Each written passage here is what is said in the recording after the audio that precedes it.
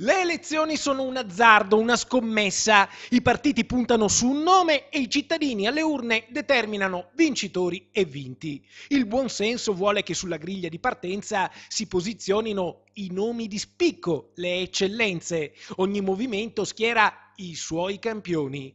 Ma alle volte la ragionevolezza soccombe e prevalgono le logiche di partito, le fazioni, anche se poi certe correnti, si sa, a forza di soffiare, fanno sbattere le porte in faccia ai big, a chi ha le carte in regola per vincere. Così Alessandra Moretti, che alle ultime europee aveva raccolto ben 230.000 preferenze, oggi rischia di restare tagliata fuori.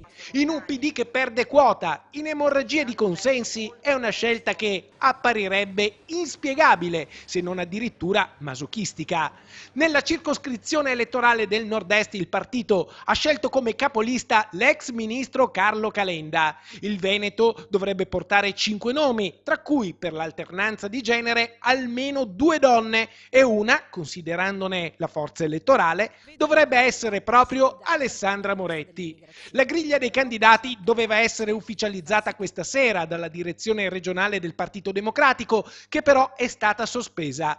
Il segretario Luigi Alessandro Bisato andrà a Roma per confrontarsi con la direzione nazionale. Sarà Nicola Zingaretti a decidere e così la domanda sorge spontanea. Il neosegretario starà dalla parte delle correnti o da quella del consenso popolare? Prevarrà la logica o le scelte di retroguardia? La nuova politica o quella vecchia? La voglia di vincere o il masochismo?